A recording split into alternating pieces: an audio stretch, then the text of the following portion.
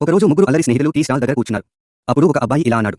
బాత్రూంలో స్నానం చేస్తున్న అమ్మాయిల వీడియోలు తయారు చేసి అమ్మితే మనం కోటీశ్వరులు కావచ్చు. రెండవ వ్యక్తి ఇలా అన్నాడు. ఒక వీడియో ఖరీదు 200 మరియు రోజుకు 5 వీడియోలు అంటే రోజుకు 10,000 రూపాయలు లాభం. మూడవ వ్యక్తి వెంటనే ఒక ఆలోచన సూచించాడు. పాపా దగ్గర కెమెరా అరువు తెచ్చుకుని మనం ఒక షార్ట్ ఫిల్మ్ తీస్తున్నామని చెప్పు. సాయంత్రం ముగ్గురు తమ తండ్రుల దగ్గరకు వెళ్లి, మాకు కెమెరా కావాలి, మనం సినిమా తీయాలనుకుంటున్నాము. పాపా కెమెరా ధర ఎంత అని అడిగినప్పుడు ఆ అబ్బాయి ఇలా అన్నాడు. దీని ధర 25,000 రూపాయలు మాత్రమే. ఇది విన్న అతని తండ్రి కోపంగా లేచి తన ఆహారాన్ని వదిలివేసి ఇలా అన్నాడు. షార్ట్ ఫిల్మ్ వదిలేయండి. ఈసారి గణపతి పూజ మా ఇంటి ముందు జరుగుతుంది. అన్ని ఖర్చులు నేను భరిస్తాను మరియు మీరు విరాళం ఉంచండి. ఇప్పుడు ముగ్గురు స్నేహితులు ఆలయ భక్తి విధానంలోకి ప్రవేశిస్తారు. గణపతి పూజకు సన్నాహాలు పూర్తి అంకిత భావంతో ప్రారంభమవుతాయి. కొన్ని రోజుల తర్వాత పాప అడుగుతాడు. నిమజ్జనం కోసం వాహనం ఏమైంది? ఇంతవరకు ఎవరూ ఎటువంటి ఏర్పాట్లు చేయలేదు. అప్పుడు ఒక అబ్బాయి అన్నాడు.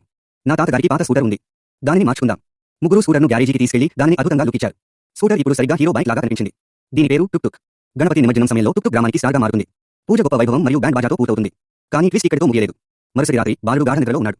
టుక్ టుక్ దానంతటా అదే ప్రారంభమవుతుంది. ఆ బాలుడు ఆశ్చర్యంగా మేల్కొంటాడు. టుక్ టక్ చీకట్లో దానంతటా అదే బయలుదేరుతోంది. కానీ చుట్టూ ఎవరూ లేరు.